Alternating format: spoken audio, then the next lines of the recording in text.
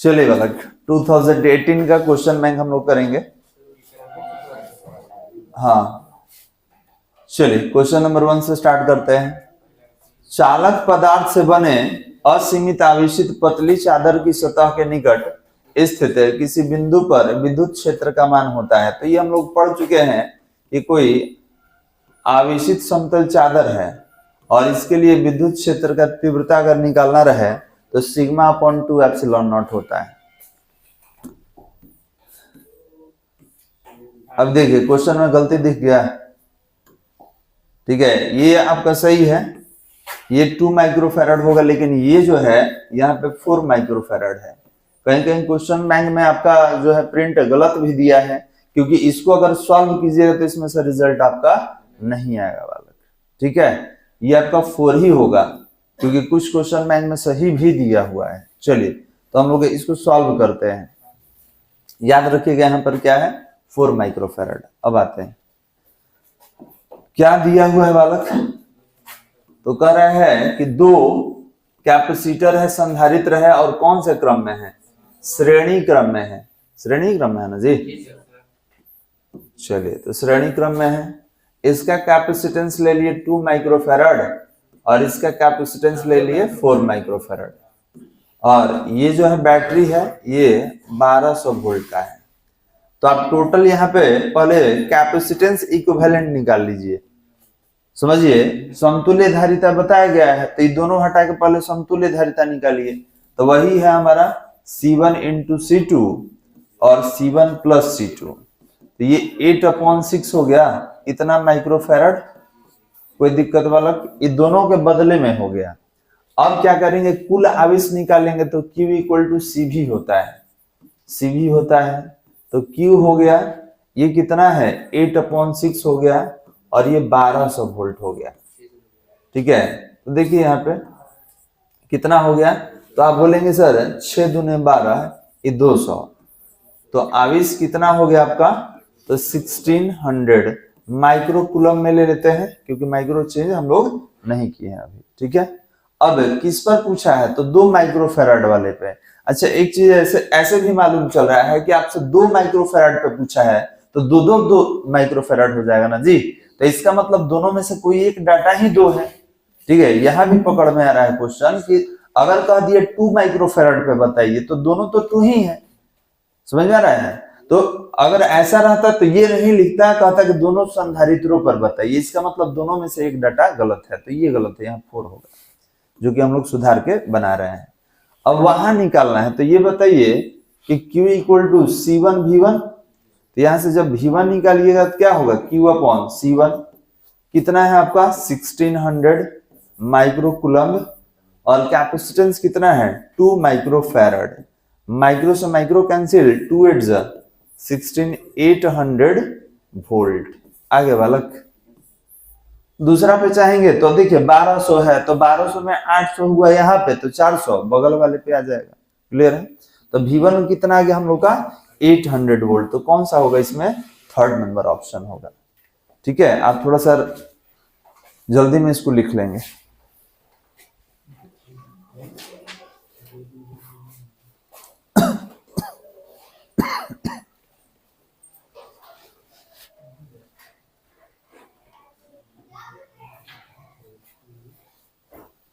हो गया,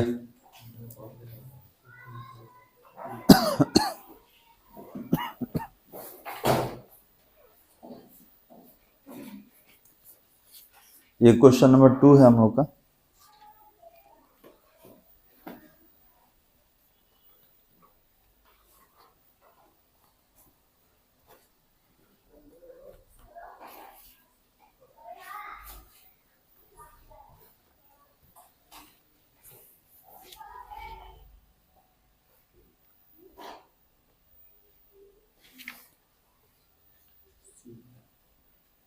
चलिए हो गया, हटा दे।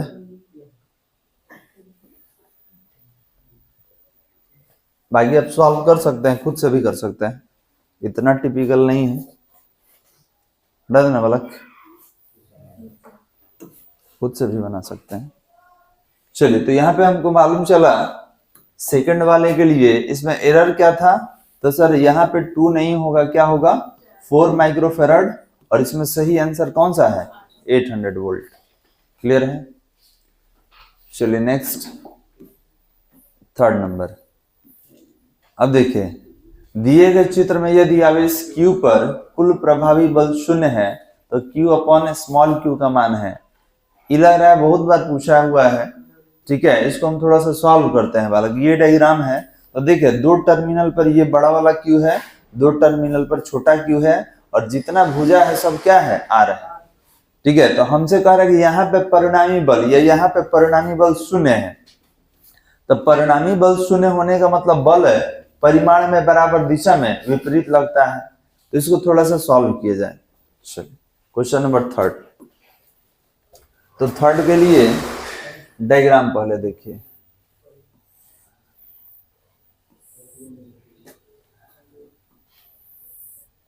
यहाँ कैपिटल Q है ना बालक, ये कैपिटल Q यहाँ पर है, स्मॉल q यहाँ पर है, कैपिटल Q यहाँ पर है, स्मॉल q यहाँ पर है, और सारा भुजा कितना दिया है R दिया है, तो हम भी R ले लिए।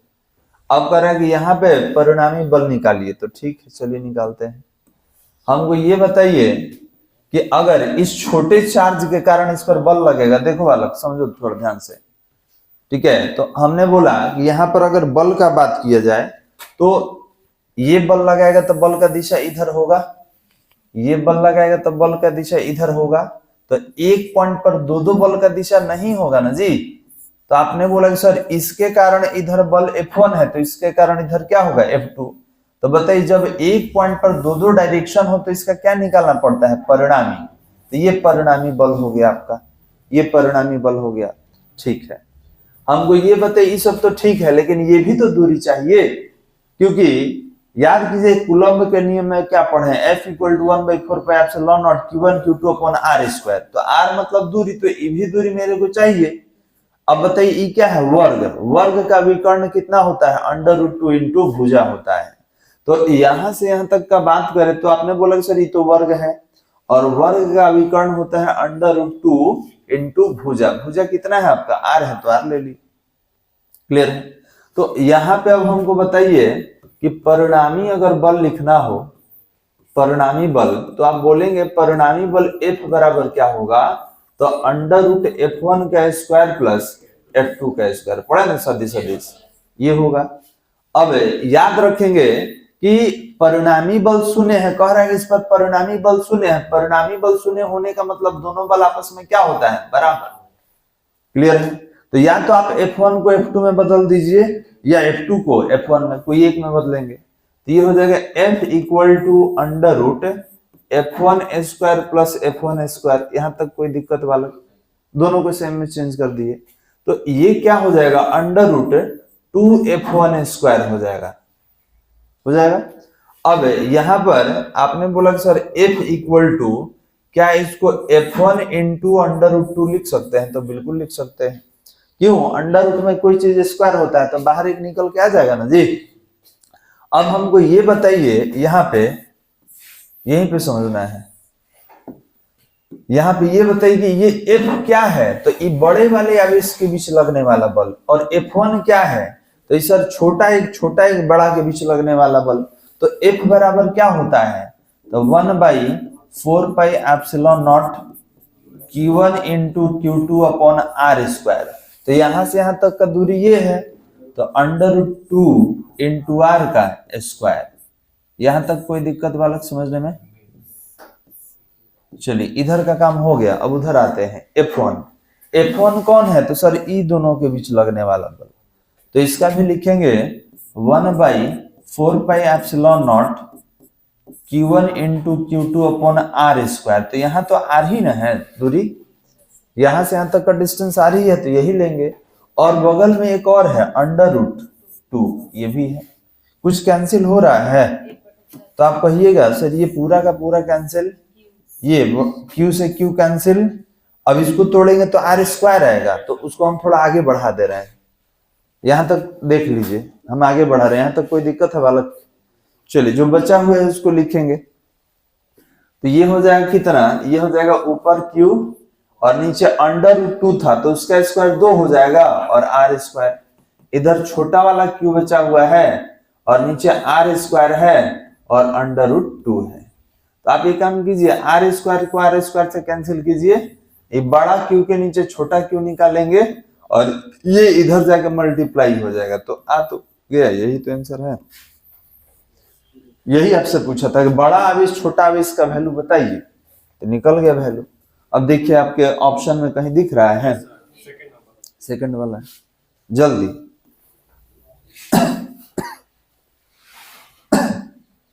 फिर से बता दे।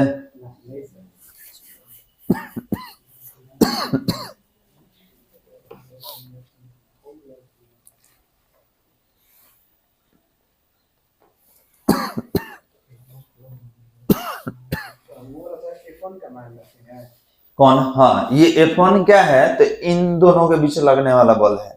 तो Q1 into Q2 upon are square, ठीक है, ये वाला नहीं, यहां तक F1 का है टोटल, और ये जो है EF का है।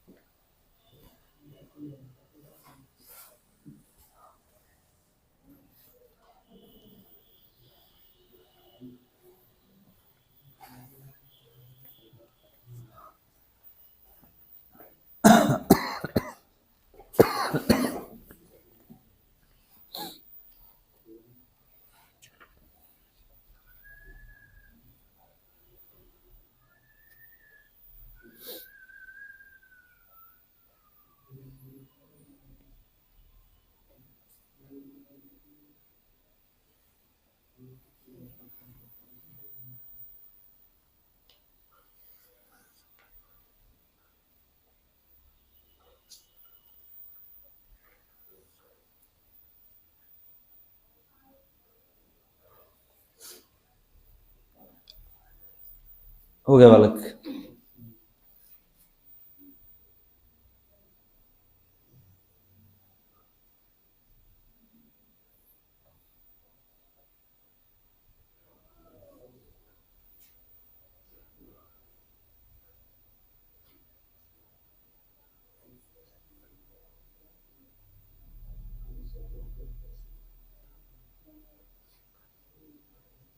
आगे बढ़ा दे।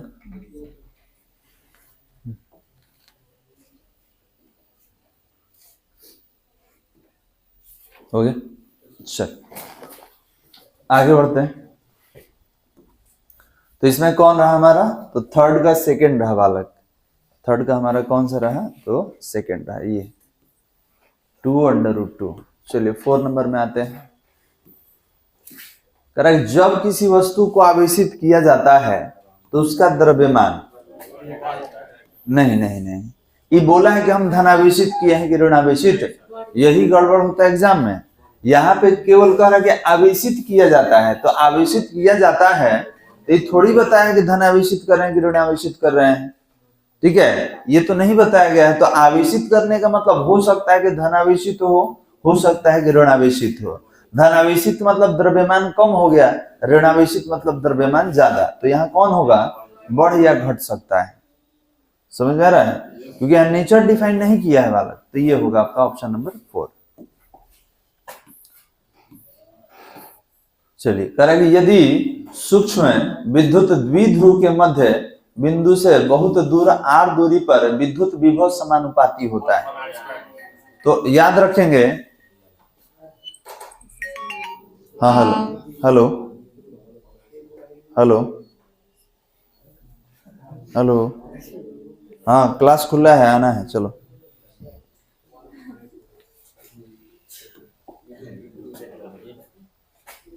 और ये सब भुलाइए जाता है।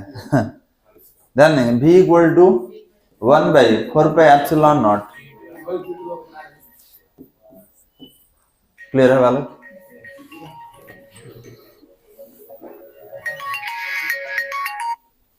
हाँ हेलो, हाँ बोलिए, नमस्ते, बोलिए बाबू।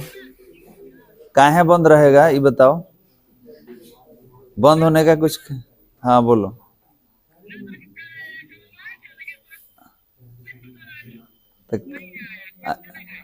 आप चले गए, हम नहीं ना चले गए। तो क्लास खुला रहता है, क्लास बंद नहीं रहता है बालक, ठीक है। हाँ हाँ ऐसा ऐसा विद्यार्थी है। चलिए बालक ये है ना जी, क्या बोला जाता है, डाइपोल है। चलिए डाइपोल है तो पी हो जाएगा।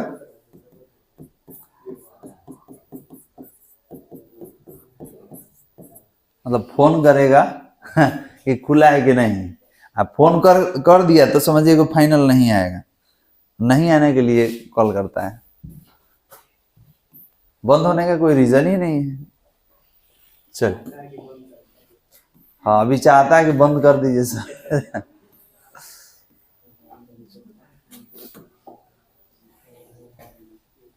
हमको लगा घर पे रिपोर्ट देता होगा कि बंद है, अब बंद करके नहीं आने का विचार होगा, है ना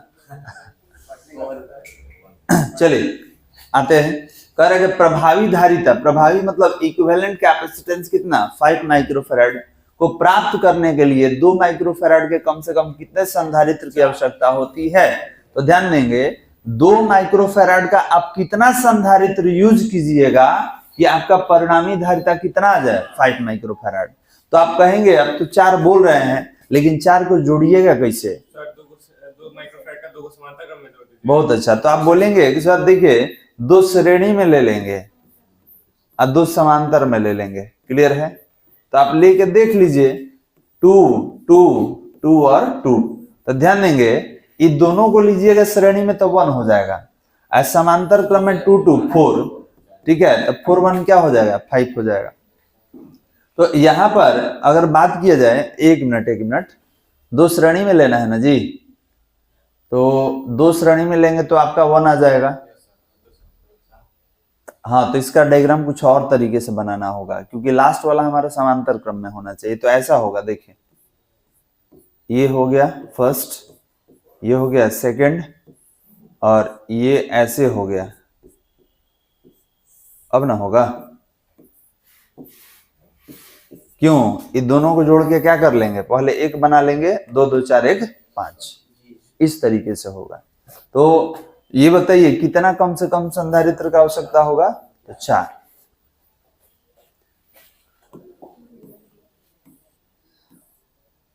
चलिए किसी चालक का विशिष्ट प्रतिरोध बढ़ता है, किसी चालक का विशिष्ट प्रतिरोध बढ़ता है तापमान के बढ़ने से, अनुप्रस्थ काट के क्षेत्रफल के बढ़ने से, लंबाई घटने से, और अनुप्रस्थ काट के क्षेत्रफल के घटने से।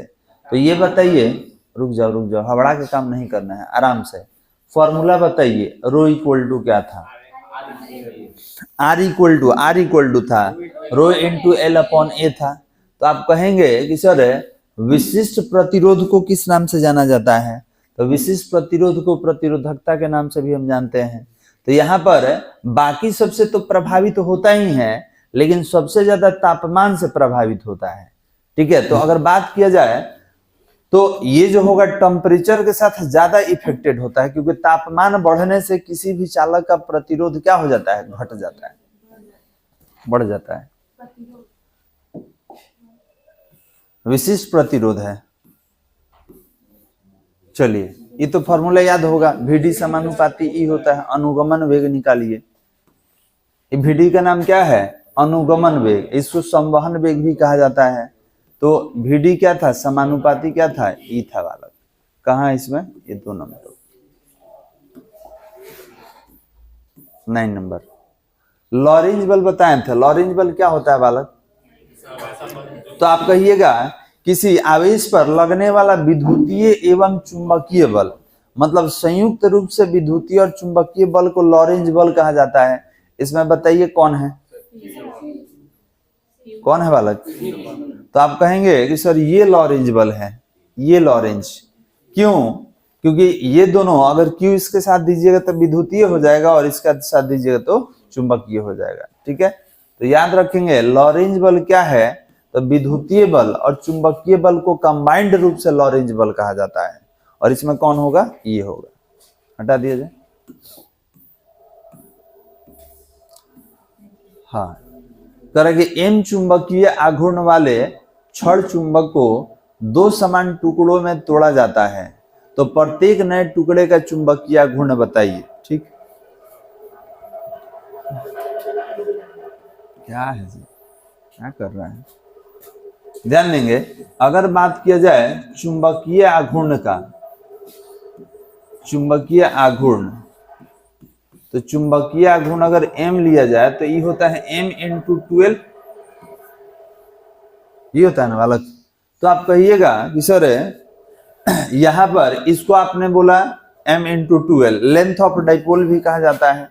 याद कीजिए, हम लोग इसके लिए एम्पियर मीटर स्क्वायर कहते हैं। अब इसको कह रहा है कि दो समान टुकड़ों में तोड़ दीजिए। कितना टुकड़ा में तोड़ना है? दो टुकड़ा में। तो अगर लेंथ को दो समान टुकड़ों में कर दीजिएगा तो यहाँ पर जो 12 लिए है ना, उसको कोई एक लेंथ ले लेंगे। लिखिए तो कितना नंबर है? 10 नंबर लिखेंगे। किसी चुंबक के लिए चुंबकीय आघूर्ण, किसी चुंबक के लिए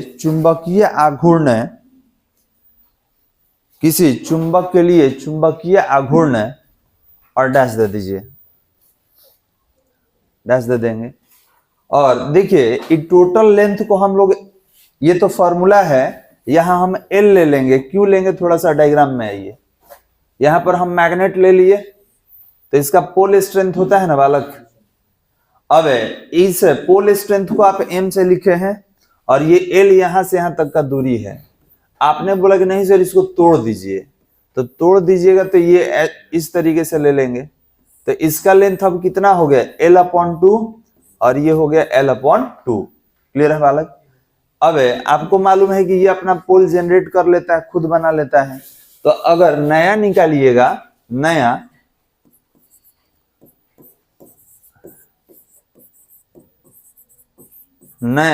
चुंबकीय आघूर्ण,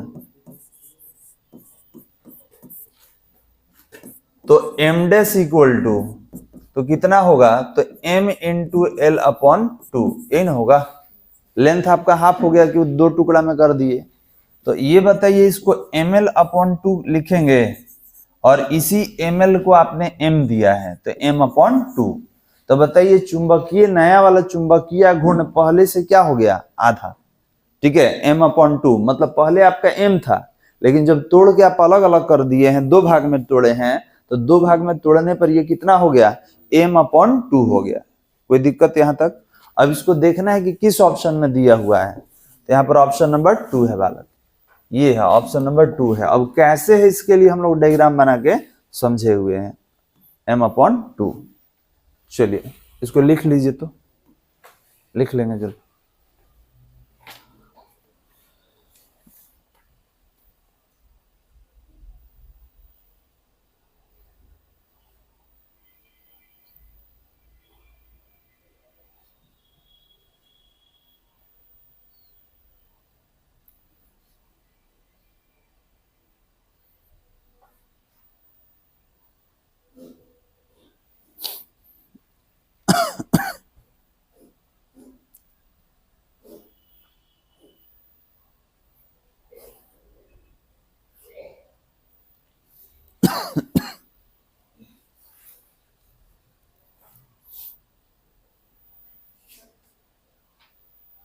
आगे बढ़ा जाए। चलिए, तो ये हो गया हमारा। अब आते हैं क्वेश्चन नंबर 11 में।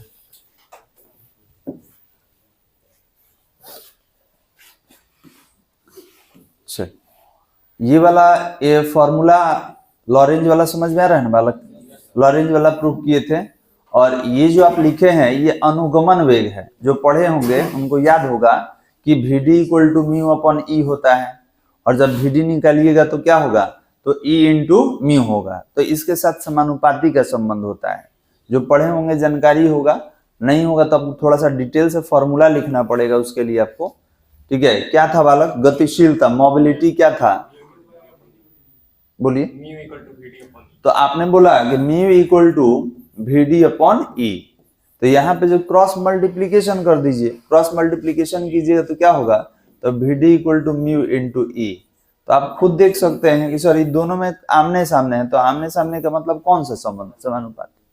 ठीक है, इसके बाद विशिष्ट प्रतिरोध किसको कहते हैं, प्रतिरोधकता को कहते हैं। वो तापमान से प्रभावित होता है। प्रतिरोधकता किसे प्रभावित होगा, तापमान से, टेम्परेचर से प्रभावित होता है।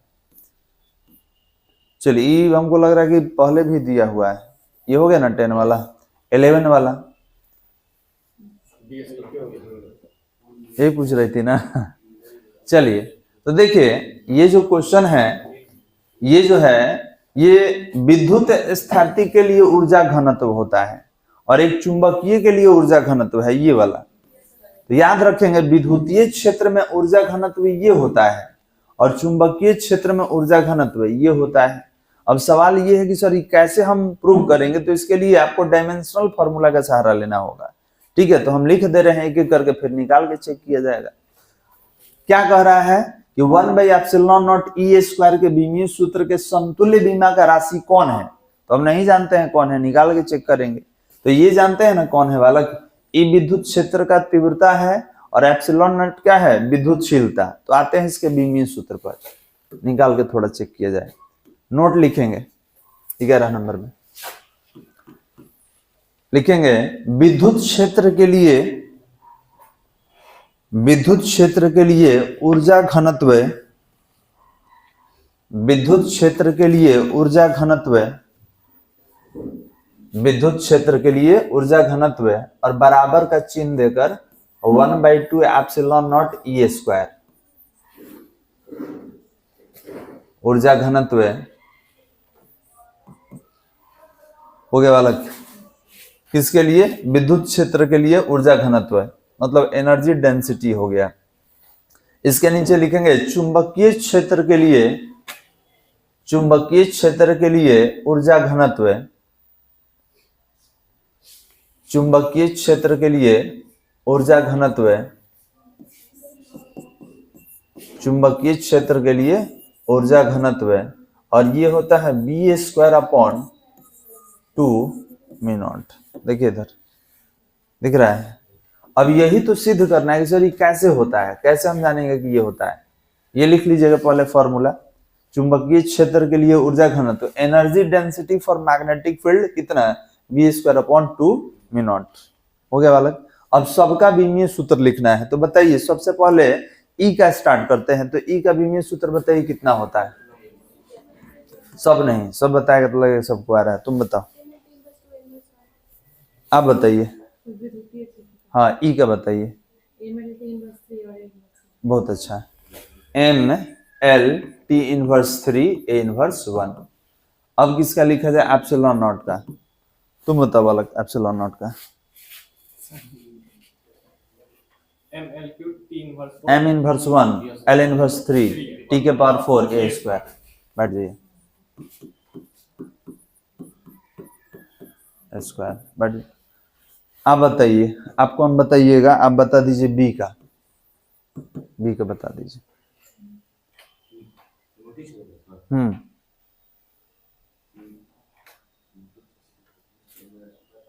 कौन बताइएगा, ये बताइएगा।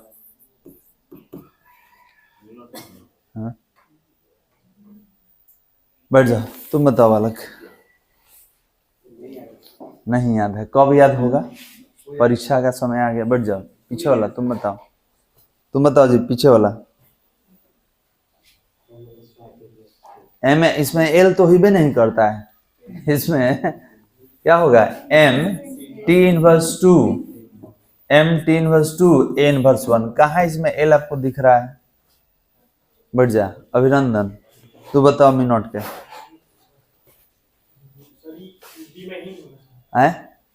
काहे भाई, ई काहे बीमाहीन होगा, अपवर्तनांक है। हम लोग किस में पढ़ रहे हैं, याद है, ये चुंबकशीलता है, चुंबकशीलता में है, इसका होता है, बीमाहीन नहीं है। क्या होता है जी, mL/T−2 A−2, mL/T−2 A−2। ये कहां से बीमाहीन हो गया। बीमाहीन कौन होता है, आर वाला, जैसे यहाँ पे रहता εr μr, तभी बीमाहीन होता है। ठीक है, डाइलेक्ट्रिक रहता तब रहता, ईवी में थोड़े है। यहां तक कोई दिक्कत बालक? अब आपसे पूछा क्या था, ये दिया हुआ था, बोला कि चेक करके बताइए, चेक करके बताइए किसके बराबर होगा, यही था ना बालक। तो आप खुद चेक कर लीजिए, ठीक है, इसको हटा दे इधर वाला, इधर चेक करके देख ले रहे हैं। तो आपने बोला कि सर चेक करके देखना है कि ये किसके समतुल्य है। तो पहला क्या था, half epsilon not E square. तो ई कांस्टेंट नहीं लेते हैं, मालूम है ना बालक, ये वाला हम लोग यूज करेंगे। तो एक तरफ इसको ले लीजिए और एक तरफ किसको ले लेंगे, तो बी वाले को ले लेंगे। एक तरफ इसको ले लीजिए और एक तरफ किसको ले लेंगे, तो अभी हमने लिया था B square upon 2 mu naught. Check किया जाए, एप्सिलॉन नॉट का कितना है, m inverse 1 l inverse 3 t के power 4 a square into E square. तो ई कितना है, M L T inverse 3 a inverse 1, ये दोनों लिख दिए। इधर आइए, b कितना है, m t inverse 2 a inverse 1, और ये म्यू नॉट कितना, इसका स्क्वायर है ना बालक, स्क्वायर कर लिए, म्यू नॉट आइए, m l t inverse 2 a inverse 2। चलिए यहां पे देखिए तो कैंसिल हो रहा है कुछ, तो आप बोलेंगे कि सर m से m तो कैंसिल हो गया, कहां पे स्क्वायर है बालक, अच्छा स्क्वायर है, चलिए ठीक है, इसको कर लेते हैं स्क्वायर। स्क्वायर है तब तो 2 बार लिखना पड़ेगा ना जी। तो ये कितना हो जाएगा, ये हो जाएगा m inverse 1 l inverse 3 t के पावर 4 a स्क्वायर, और स्क्वायर है तो ये कितना होगा, m square l square t के पावर 6 और a इनवर्स 2। इधर आ जाइए, इधर भी ऊपर स्क्वायर है, तो कितना होगा, m स्क्वायर t के पावर -4 a के पावर -2। नीचे आइए, m l t inverse 2 a inverse 2 हो गया बालक। अब इधर भी कैंसिल कराइए, इधर भी कराइए, दोनों अलग अलग चेक करना है। तो ये बताइए, ये 2 है, ये 1 है, तो 2 में से 1 जाएगा, 1 हो गया। ये 3 है, ये 1 है, तो l इनवर्स 1 हो गया। ये 6 है, ये 4 है, तो t के पावर -2 हो गया। आई 2 से 2 पूरा का पूरा कैंसिल। अब यही इधर चेक कर लेना है, तो ध्यान देंगे, एक m से एक m कैंसिल, तो एक m बचा। यहाँ l नीचे से ऊपर लेके आइए, l इनवर्स 1 है, यहाँ इससे ही कटेगा तो ऊपर 2 बचेगा t-2, और ये पूरा का पूरा कट गया। तो अब मिला के देखिए तो दोनों तरफ बीमीय सूत्र एक जैसा आया है कि नहीं आया है, मिला के देखिए, है ना बालक, दोनों तरफ बराबर आपको बीमीय सूत्र दिख रहा है। तो आप बोलेंगे इसका मतलब ये है कि सर विद्युत क्षेत्र के लिए ऊर्जा घनत्व, ध्यान देंगे, ये क्या है, विद्युत क्षेत्र के लिए ऊर्जा घनत्व है। ये क्या है, विद्युत क्षेत्र के लिए ऊर्जा घनत्व है, और ये किसके लिए है, तो चुंबकीय क्षेत्र के लिए, चुंबकीय क्षेत्र के लिए ऊर्जा घनत्व है। ये दोनों आपस में क्या होता है, बराबर, ठीक है। मतलब ये जो है, ये जो आप देख रहे हैं, ये इसके बराबर होता है। कैसे मालूम चल गया, तो आप बोलेंगे बीमीय सूत्र हम निकाल के चेक कर लिए, ठीक है, ये दोनों आपस में क्या है, बराबर है। आगे कंटिन्यू कर दे, समय कम है, आप देख लीजिएगा इससे, ठीक। चलिए, एक वृत्ताकार लूप की त्रिज्या r है, जिसमें I धारा प्रवाहित हो रही है, तथा जिसके केंद्र पर चुंबकीय क्षेत्र B है। वृत्त के अक्ष पर उसके केंद्र से कितनी दूरी पर चुंबकीय क्षेत्र का मान B/8 होगा, यही बनाने वाला है, ये भी सॉल्व करने वाला है। सॉल्व करेंगे तभी समझ में आएगा, इसे नहीं आएगा तो कर दिया जाए। चलिए 12 नंबर लिखिए तो लैंग्वेज,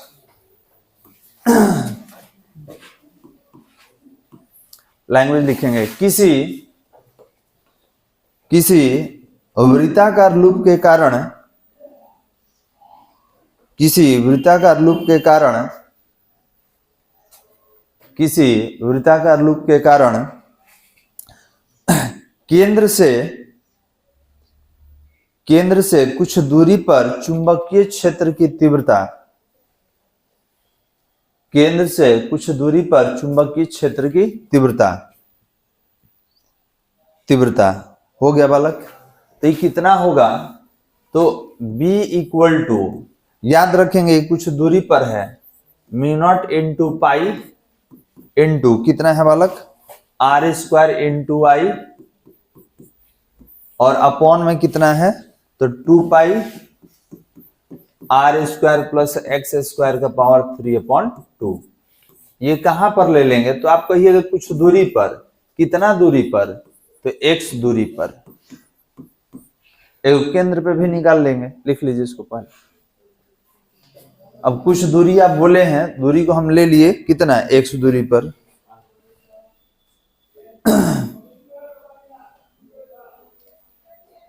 हो गया बालक।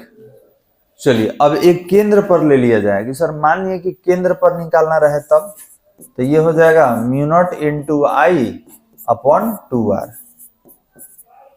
और ये कहां के लिए ले लेंगे, तो ये ले लेंगे केंद्र पर, केंद्र पर, इसको लिख लीजिए।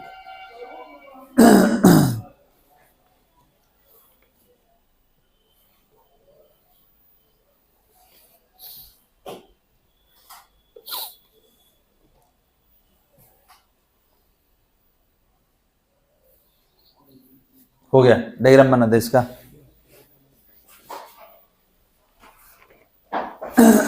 चलिए इसके लिए अगर डायग्राम हम बनाएं, इसके लिए अगर डायग्राम बनाना हो तो आप कहिएगा कि सर ऐसा कुछ हो सकता है, केंद्र से कुछ दूरी पर हम कोई पॉइंट ले लिए, कितना दूरी पर है, x दूरी पर, यहीं पर तीव्रता जो है, ध्यान देंगे यहां का तीव्रता जो है ये कह रहा है कि b/8 हो जाएगा, ठीक है।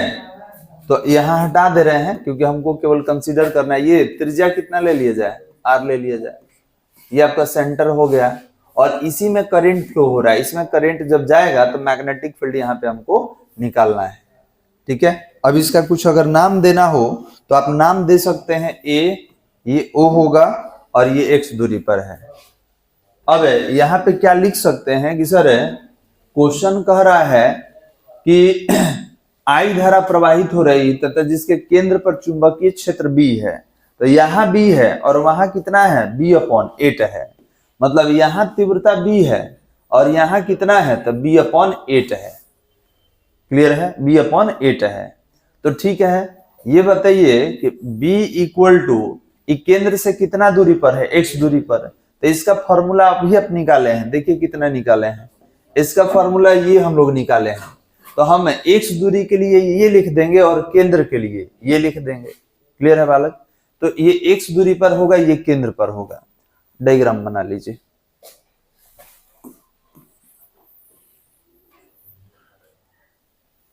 इसमें भी लिखना नहीं है, समझाने के लिए बताया।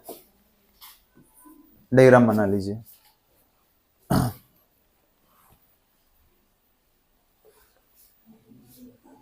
और लिखिए तो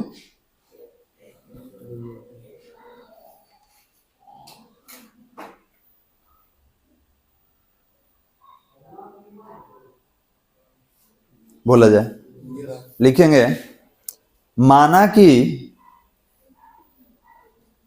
कि केंद्र पर तीव्रता, माना कि केंद्र पर तीव्रता B है, केंद्र पर तीव्रता B है तथा केंद्र से x दूरी पर तीव्रता का मान, केंद्र से x दूरी पर तीव्रता का मान b/8 है, तीव्रता का मान b/8 है। हो गया बालक। चलिए तो यहां पे क्या करेंगे, तो एक हो गया b × 1/8 और एक कितना हो गया, तो म्यू नॉट, टोटल वैल्यू देख लीजिए, mu naught into pi into r square into I, और नीचे ये तो पाई से पाई कैंसिल हो जाएगा ना जी, हम डायरेक्ट भी कैंसिल करा सकते हैं, यहाँ लिख के कैंसिल कराएंगे। तो mu naught into pi into कितना था, आर स्क्वायर इंटू आई, और नीचे कितना था, तो 2 pi r square plus x square 3/2। चलिए यहाँ पाई से पाई कैंसिल हो जाएगा। इस b के जगह पे कितना लिखा जाए, तो म्यू नॉट इंटू आई, और कितना था 2r। एक 8 भी तो आ गया है नीचे, इधर आइए, mu naught into r square into I upon ये कितना है, तो r square plus x square का पावर 3/2। कुछ कैंसिल हो रहा है बालक, कुछ इसमें कैंसिल दिख रहा है, तो आप बोलेंगे सर आई से आई कैंसिल है, म्यू नॉट से म्यू नॉट कैंसिल है, अब बाकी तो हटाना होगा तब कैंसिल कर पाएंगे हम लोग, तो लिख लीजिए बाकी रिप्लेस करेंगे तभी तो। अच्छा 2 से एक 2 भी था ना जी इधर, एक मिनट, इधर 2 भी था, ये भी कैंसिल हो जाएगा। देखिए तो इधर यहाँ पे 2 नहीं लिखे है ना, तो 2 से 2 कैंसिल भी हो जाएगा। अब जो बच जाएगा इधर लिखेंगे हम लोग।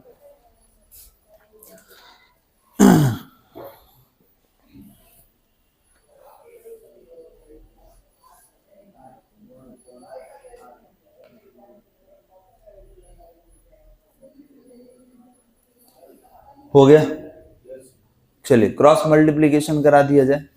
तो आप कहेंगे सर बचा हुआ क्या है, तो यहाँ बचा हुआ है 1/8r। यहाँ क्या बचा हुआ है, तो आर स्क्वायर, और नीचे क्या है बालक, तो r square plus x square का पावर 3/2। आप क्रॉस मल्टीप्लीकेशन करा लेंगे तो ये हो जाएगा r square plus x square का पावर 3/2, और ये जब इधर मल्टीप्लाई होगा तो 8r³ हो गया। ठीक है, तो हो गया यहां तक। अब दोनों तरफ घन कर दिया जाए, क्यूब कर दिया जाए। रुक जाइए बालक, हमको थोड़ा सा कंप्लीट कर लेने दीजिए, रुक जाओ। यहां तक हो गया, क्रॉस मल्टीप्लीकेशन कर दिए, ये आ गया, इसको कैंसिल करने के बाद ये है और इसके बाद ये क्रॉस मल्टीप्लीकेशन। अब दोनों तरफ घन कर दीजिए, लिखेंगे दोनों तरफ घन करने पर, दोनों तरफ घन करने पर, तो घन कर दिया जाए तो क्या हो जाएगा, आर स्क्वायर एक्स स्क्वायर का पावर 3/2। ठीक है, और यहाँ 3 हो गया। यहाँ क्या होगा, इसको 2r³ लिख दिया जाए, ध्यान देंगे बालक, 2r³। तो घन कीजिएगा तो घन करने में कैंसिल हो जाएगा, स्क्वायर बचेगा ना जी। एक मिनट रुकिए, इस तरीके से थोड़ा सा ऐसे लिखेंगे, इसको ऐसे लिख सकते हैं 1/2 इंटू 3 और 2r³ लिख सकते हैं। देखिए तो 3 को अलग कर दिए, अभी 3 से 3 कैंसिल हो गया, तो कितना हो गया, r square plus x square. क्या बालक, अच्छा हाँ, घन के पद में तोड़ दिए, इसको घन किए नहीं है, घन के पद में तोड़ दिए हैं, घन के पद में रखने पर, घन के पद में रखने पर मतलब इधर भी क्यू के फॉर्म में रख दिए, इधर भी रख दिए, तो क्यू से क्यू कैंसिल हो गया, तो ये बच गया। अब यहां कितना है 1/2, ये कितना है 2r। क्लियर है बालक। अब क्या किया जाए, तो आप बोलेंगे कि सर यहाँ पे स्क्वायर कर दीजिए, स्क्वायर कर देंगे तो देखिए 2 कैंसिल हो जाएगा यहाँ पे। आप यहाँ तक कंटिन्यू कर लेंगे, जल्दी थोड़ा सा रफ्तार बढ़ाइएगा। हाँ भाई, ऑब्जेक्टिव ही सॉल्व कर रहे हैं हम लोग।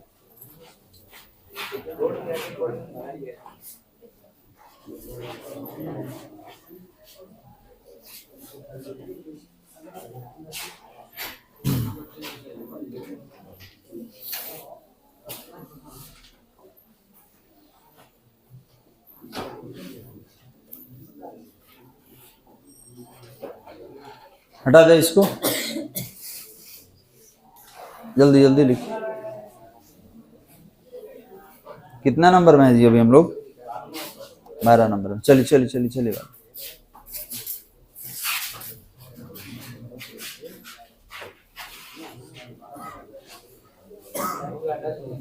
हो गया बालक। चलिए अब इसको दोनों तरफ वर्ग कर लेंगे, स्क्वायर कर लिया जाए।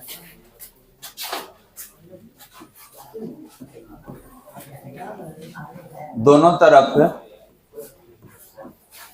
तरफ है वर्ग करने पर, बात नहीं बालक, दोनों तरफ वर्ग करने पर क्या आया था याद है? आर स्क्वायर एक्स स्क्वायर का पावर 1/2 आया था, और इधर कितना आया था? 2r था, तो स्क्वायर कर देना इधर। ध्यान देंगे इतना डाटा था, स्क्वायर करना है, तो स्क्वायर के लिए इधर भी 2 इधर भी 2, तो ये तो कैंसिल हो जाएगा। तो ये r square plus x square, और ये कितना हो जाएगा? 4r square. एक काम कीजिए, यहां पर क्या करेंगे, इसको इधर लाइए, 4r square minus r square, तो एक्स स्क्वायर इक्वल टू कितना? 3r square.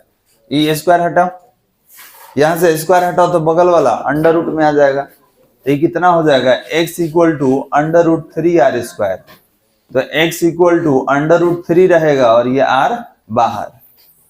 यही है आंसर। अब सवाल ये है कि सर ये निकाले हैं क्या? ध्यान देंगे, आपसे क्वेश्चन क्या पूछा था, समझिए। यहाँ पे आपसे क्वेश्चन पूछा था कि अगर यहाँ पर चुंबकीय क्षेत्र का तीव्रता b है, तो इससे कितना दूरी पर तीव्रता b/8 हो जाएगा? कितना दूरी पर? तो आप बोले थे कि x दूरी पर हो जाएगा, तो ये x का मान निकालिएगा ना। तो ये x का मान हम लोग निकाले हैं, तो x का मान कितना आया है? अंडर रूट 3 इंटू r, मतलब इतना दूरी पर चुंबकीय क्षेत्र का तीव्रता क्या हो जाएगा? तो जितना था, ठीक है, जितना था उसका 1/8 भाग हो जाएगा। क्लियर है बालक? 1/8 भाग। तो केंद्र से दूर जाइएगा तब ना होगा बालक, तो बिल्कुल। चलिए, तो अब इसको कर लेंगे, आप कंटिन्यू कर लीजिएगा वीडियो देख के, यहीं पे रोकते हैं इसको। चलिए 13 नंबर, ये सब सॉल्व ही करने वाला है, ठीक है, ये सारा क्या होगा? सॉल्व ही करना है। 12 था, अभी एक और है ना जी, हाँ ठीक। चलिए बताइए 30 नंबर, कह रहा है चुंबकीय द्विध्रुव आघूर्ण एक सदिश राशि है, ठीक है, तो जो निर्दिष्ट होती है कहां पर, इसका डायरेक्शन अगर पूछा जाए कि डायरेक्शन बताइए, तो इसका डायरेक्शन कहां बताएंगे? तो दक्षिण से उत्तरी ध्रुव की ओर, ठीक है। ये कहां से कहां होगा? तो दक्षिण से उत्तरी ध्रुव की ओर। अब इसके बाद फिर सॉल्व करने वाला है, ठीक है। तो एक काम करते हैं, इसको यहीं पे स्टॉप करते हैं, ठीक है। इसके आगे कंटिन्यू करेंगे हम लोग। लाइट बंद करवा लग।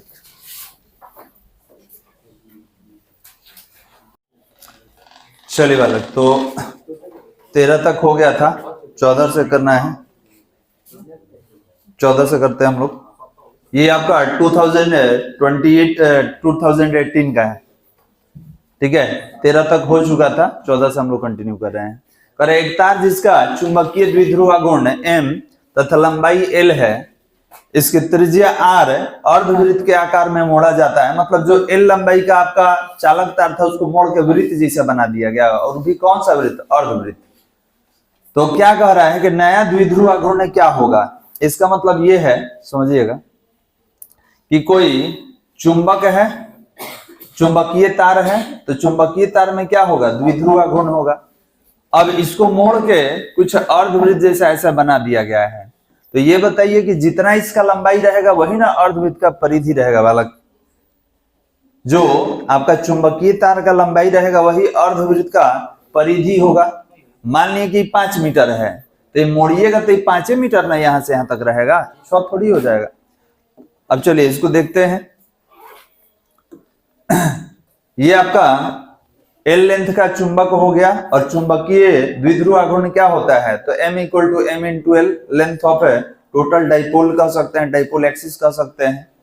अब जब आप मोड़ दिए तो अब यहां से यहां तक के दूरी को हम लोग व्यास कहते हैं, D कहते हैं।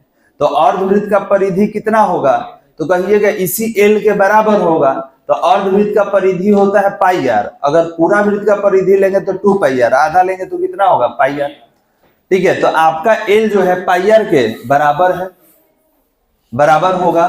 अब रेडियस क्या होता है? डायमीटर का हाफ होता है। अब यहां से अगर D हमको निकालना रहे तो कितना हो गया? L equal to pi into D upon 2। D निकालिएगा तो 12 अपॉन पाई हो जाएगा।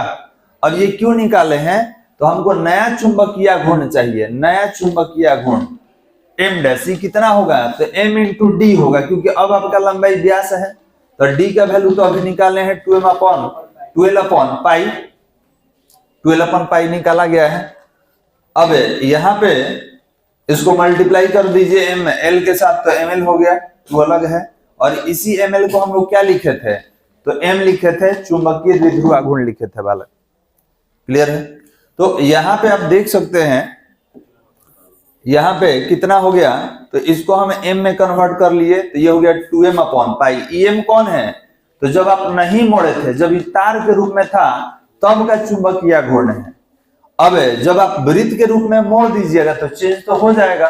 तो जब वृत्त के रूप में मोड़ दिए तो चुंबकीय आघूर्ण कितना आ गया, 2m अपॉन पाई।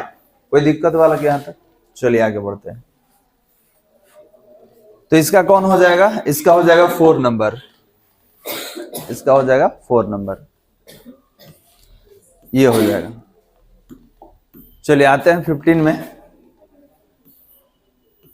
कह रहा है किसी बंद परिपथ का प्रतिरोध 10 ओम है।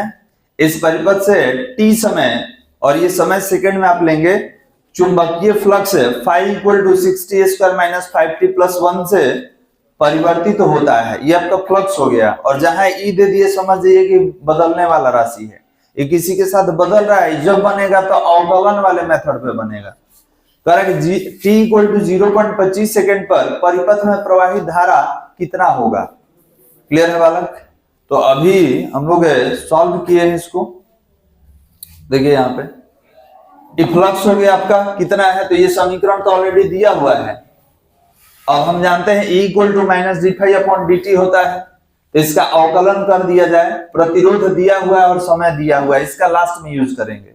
तो देखिए यहाँ पे फाई की जगह पर यहाँ ले लिए, इसका अवकलन कर लिए, तो अवकलन कर लिए तो -12t - 5। विद्युत धारा I = कितना होता है, F/R होता है। इसका वैल्यू यहां से लीजिए, R देखिए 10 ओम दिया हुआ है, T का वैल्यू 0.25। इसको सॉल्व करेंगे, इसमें सॉल्व करेंगे तो 25/100 होगा, 443, यहाँ 3 आ जाएगा। तो देखिए कितना हुआ, I = -3, माइनस बाहर है, 3 - 5/10, -2 होगा, माइनस माइनस प्लस हो जाएगा, 2/10 कितना, 0.2। यहां तक कोई दिक्कत वाला? एक मिनट आ रहा है, रुक जाइए, थोड़ा सा बैटरी चेंज कर।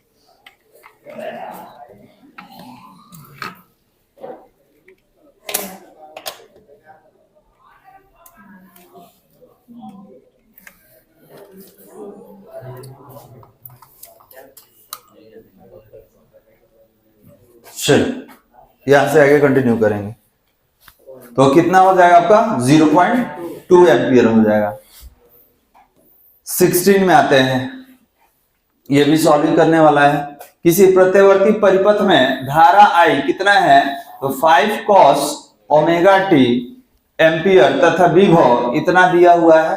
तो शक्ति कह रहा है कि शक्ति हानि बताइए, पावर लॉस। इसका फॉर्मूला है वाला, कैसे हम लोग निकाले हैं, कितना आया था, 0 आया था। चलिए देखिए इधर, शक्ति हानि P = VRMS IRMS × cos ∅। ठीक है, शक्ति ये याद रखेंगे, पावर फैक्टर शक्ति गुणांक कहा जाता है। इसको तोड़िएगा तो V0/√2, इसको तोड़िएगा I0/√2 cos ∅। अब समीकरण ये दिया हुआ है, I = 5 cos ωt। अगर इसको याद रखेंगे, अगर इसको कलांतर के साथ लीजिएगा तो यहाँ पे फाई होता है, तो फाई का वैल्यू 0 मतलब ऐसे भी दिख रहा है कि π/2 होगा।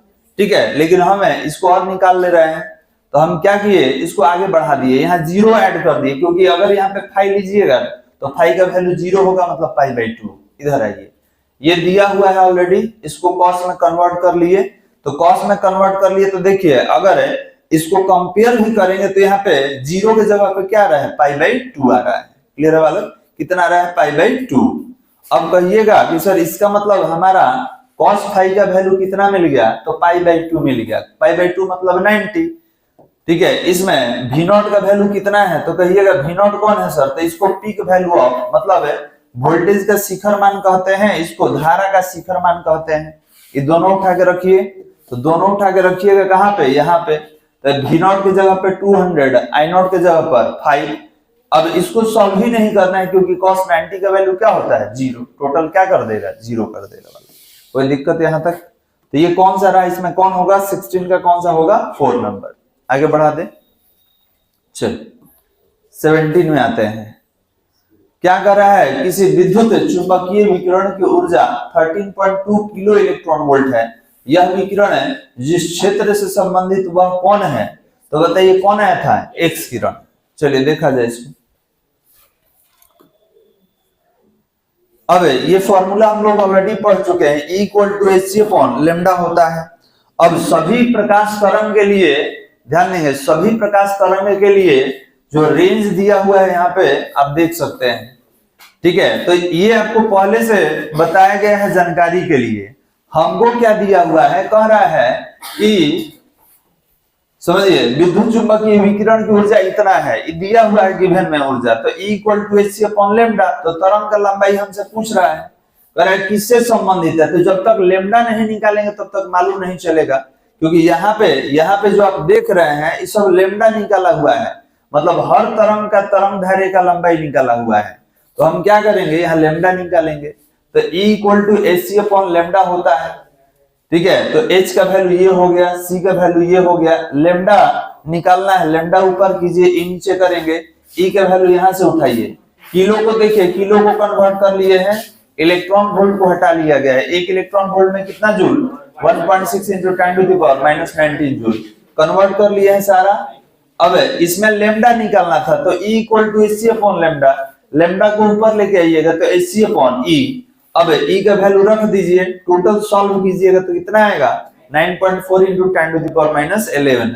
अब देखेंगे ये कहाँ है, तो देखिए ऑलरेडी बता चुके हैं कि ये कहाँ है, तो एक्स किरण के लिए इन दोनों पॉइंट के बीच में है। तो कौन सा किरण से ही संबंधित होगा, एक्स किरण से संबंधित होगा। कोई दिक्कत बालक, तो बताइए इसमें कितना नंबर हो जाएगा, इसमें 2 नंबर हो जाएगा, ठीक है।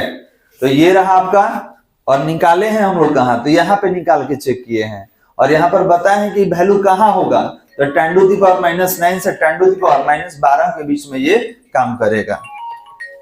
कोई दिक्कत, चलिए आगे बढ़ा दे।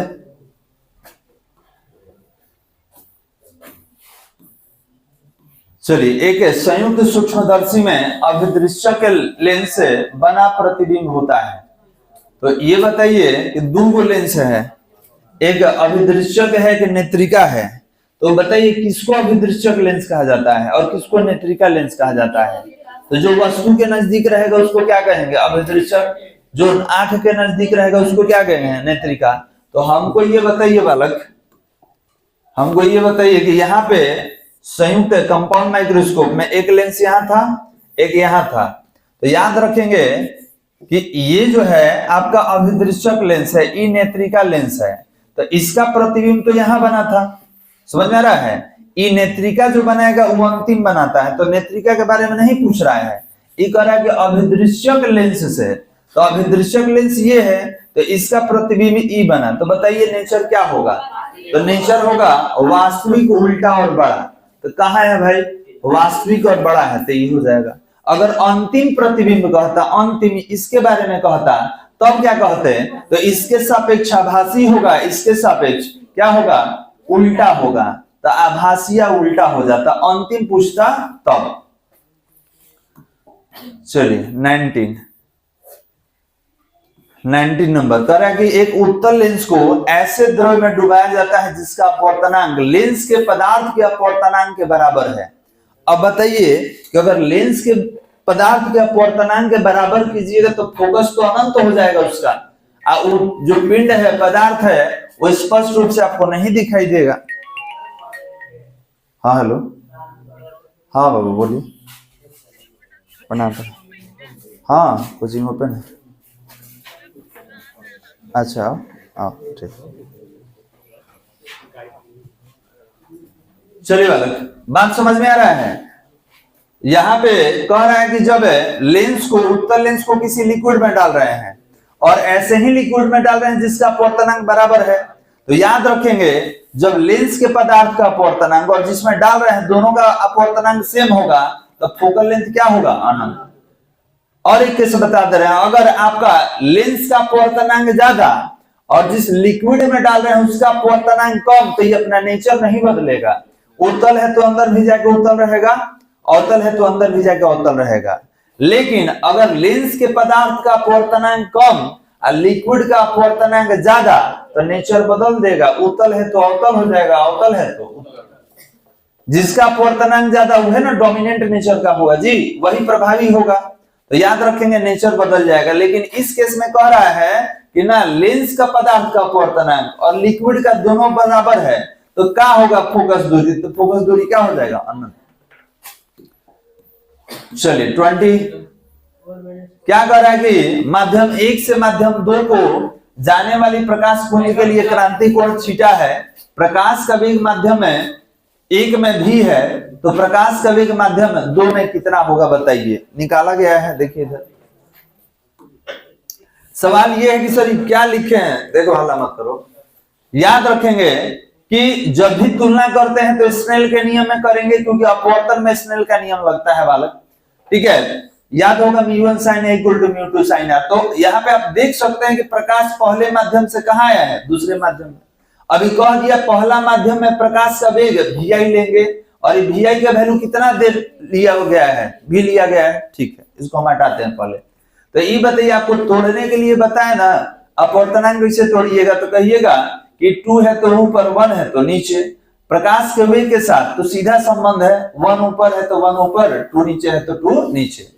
अब इसको ले लीजिए और इसको ले लीजिए तो sin थीटा इक्वल टू कितना v अपॉन कितना v1 अपॉन v2, यहाँ v1 होगा और इस v1 का वैल्यू दिया हुआ है, v1 का वैल्यू कितना दिया हुआ है v। तो आप कहेंगे सर v1 का वैल्यू v दिया हुआ है, तो देखिए ना यहाँ v लिख दिए। हमको क्या निकालना था, दूसरे माध्यम में प्रकाश का वेग, तो इसको ऊपर लेके आइए sin थीटा, नीचे कितना हो गया v upon sin theta. Clear है। ये दिया हुआ है क्वेश्चन में, पहले माध्यम में प्रकाश का वेग दिया हुआ है v है, तो यहाँ पर v1 के जगह क्या लिख दिए हैं, v लिख दिए हैं। हमसे v2 पूछा था, v2 ऊपर कीजिए, sin थीटा नीचे। कहाँ है इसमें 2 नंबर, ठीक है। तो याद रखेंगे कभी कभी फॉर्मूला ही आपको दे दिया जाता है, वो भी घुमा के दे दिया जाता है। ये फॉर्मूला ही है जो डिराइव करना है। ये सारा कल भी बताए थे आपको रिवीजन वाले, लाइट के रिवीजन में ये सारा आया था बालक। चलिए 21 नंबर कर एक सूक्ष्मदर्शी को 1 इंच की दूरी पर अवस्थित वस्तु के लिए, तो देखिए वस्तु दूरी दे दिया कितना 1 इंच, ठीक है। 1 इंच वस्तु दूरी किसमें लेते हैं, माइनस में। यदि m = 5 मतलब आवर्धन कितना गुना है, 5 गुना। अगर आवर्धन 5 गुना करना है तो प्रयुक्त लेंस की फोकस दूरी होनी चाहिए।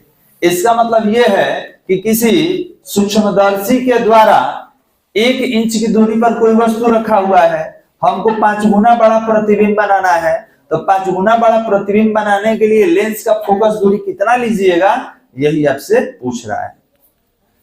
देखिए वस्तु कहां रखे हैं, 1 इंच की दूरी पर, आवर्धन कितना गुना 5 गुना, तो m = v upon u, v = 5u हो जाएगा। लेंस सूत्र से, ये आपका लेंस का सूत्र हो गया। लेंस सूत्र क्या होता है 1/v - 1/u = 1/f। अब बताइए कि v के जगह पे क्या लिख दिए, तो आपने बोला सर 5u, u के जगह पे u ही रह जाएगा 1/f। इसको सॉल्व कीजिए तो फोकस -5u/4 आ गया। u का वैल्यू देखिए वहां से ले लिए, तो अब माइनस माइनस प्लस हो गया, 5 1 जा 5 है और अपॉन 4, तो ये कितना हो जाएगा, तो आप कहिएगा कि सर 5 × 1 इंच है। तो जब इसको कन्वर्ट कीजिएगा, ध्यान देंगे जब कन्वर्ट कीजिएगा तो ये कितना होगा 5 इंच ना रह जाएगा, अपॉन 4 डिवाइड कर लीजिए कितना होगा 1.25 इंच है तो इंच में, क्योंकि रिजल्ट आपका इंच में दिया हुआ है, ठीक है। देखिए सबके ऊपर डबल डॉट दिया हुआ है, तो कितना होगा आपका 1.25 इंच होगा। ये आपका आंसर हो गया बालक। 22 चलिए दूरदृष्टि को दूर करने के लिए कौन सा लेंस यूज कीजिएगा, कहिएगा दूरदृष्टि मतलब दूर वाला तो दिखाई दे रहा है, नजदीक वाला नहीं दिखाई दे रहा है, और नजदीक वाला देखने के लिए कौन सा लेंस यूज करते हैं, उत्तल लेंस।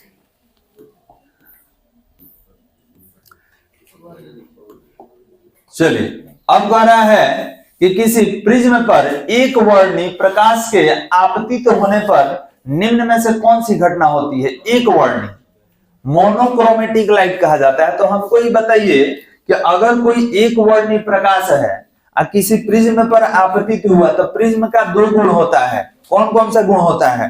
तो सर वर्ण विक्षेपण और विचलन होता है। लेकिन ये तो पहले ही कह दिया कि एक कलर का है, तो इसका मतलब वो टूटेगा नहीं। तो टूटेगा नहीं लेकिन मुड़ेगा तो, और मुड़ने की घटना को क्या कहते हैं? विचलन। ये टूटता कब? जब एक वर्ण ही नहीं रहता तब। जैसे श्वेत प्रकाश, श्वेत में 7 गो रंग होता है, तो टूटेगा, ऊ रहता तो दोनों होगा, वर्ण विक्षेपण विचलन।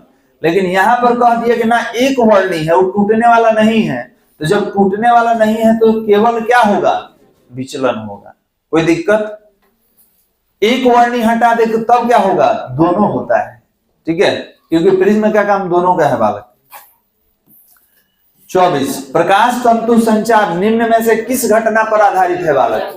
TIR प्रकाश का पूर्ण आंतरिक परावर्तन। कोई दिक्कत बालक? चलिए 25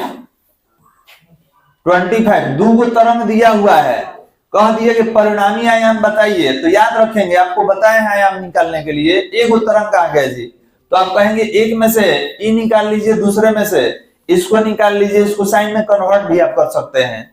तो y बराबर कितना? √y1 square plus y2 square. तो अंडर रूट कितना है जी? 4 है, 4 का 16, 3 का 9, 16 9 25, बाहर कितना आएगा? 5। कहाँ है 5? क्लियर है? तो एक परिणामी के लिए हो गया। निकाले भी हैं, देख लीजिए यहाँ पे, ये सब निकाल दिए हैं। कोई दिक्कत? वही है जो अभी लिखा गया है। चलिए तरंग का कालांतर का पथांतर डेल्टा x से संबंध, देखिए संबंध बता दे रहे हैं।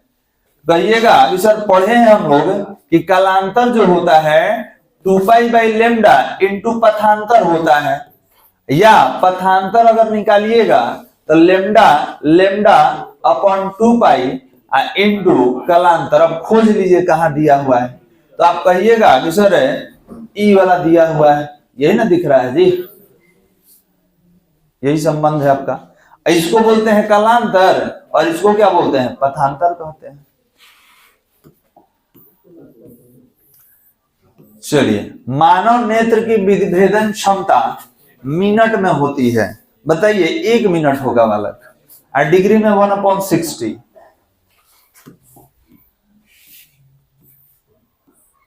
हाँ, कह रहा है किसी m द्रव्यमान तथा q आवेश के कण को भी विभव द्वारा त्वरित किया जाता है तो कण की डी ब्रोगली, दे ब्रोगली नहीं है, डी ब्रोगली, याद है ना? डी ब्रोगली तरंग पढ़े थे। तो देखिए ई वाला है जी, कहां गया? q अपॉन ये वाला है, अभी निकाले हैं, देखिए थोड़ा सा इधर, ये तो हो गया कालांतर। ये वाला देखिए यहाँ पे, lambda equal to h upon p। p के लिए p क्या है? संवेग है, ये निकाले थे। काइनेटिक एनर्जी कितना होगा इसके लिए? q इंटू v होगा, उठा के रख दीजिए, फॉर्मूला सामने है। तो कितना? h upon √2mqv। चलिए नेक्स्ट 29 करा 10 के पावर 14 हर्ट्ज आवृत्ति की 6.62 जूल विकिरण ऊर्जा में फोटोन की संख्या होगा। क्या दिक्कत है? E इक्वल टू होता है h nu, E equal to h nu. एक फोटोन का ऊर्जा जब संख्या कह दीजिएगा तो n, तो n इक्वल टू कितना होगा? E अपॉन h न्यू होगा।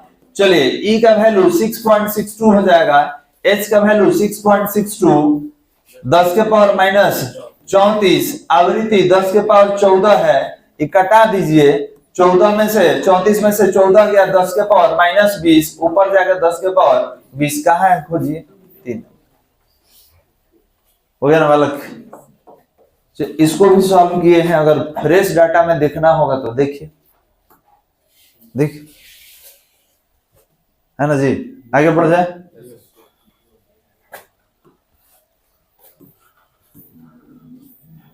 हाँ, अब बताइए हाइड्रोजन परमाणु में इलेक्ट्रॉन का न्यूनतम कोणीय संवेग होगा। कितना कोणीय संवेग हम लोग पढ़े हैं? तो h अपॉन 2π का गुणज होता है। कहाँ है जी h अपॉन 2π? ठीक है, तो 2 नंबर का हो जाएगा, आंसर हो जाएगा। कितना है जी अभी? किसी नमूना का परमाणु क्रमांक Z, द्रव्यमान संख्या A, तो न्यूट्रॉन का संख्या, तो द्रव्यमान संख्या माइनस परमाणु संख्या कौन हो जाएगा जी? तो आप कहिएगा A minus Z, A minus Z, A क्या है? परमाणु द्रव्यमान, और ये क्या है? परमाणु संख्या, ये होगा 4 नंबर होगा। संरक्षित भौतिक राशि बताइए। सब संरक्षित रहता है, याद रखिएगा सब। ईओ संरक्षित होता है, ई भी रहता है, ई भी रहता है, तो आंसर कौन हो जाएगा? सब। अब घेर दिए मतलब ही ना कि नहीं होगा, यही होगा, क्योंकि सब रहता है इसमें।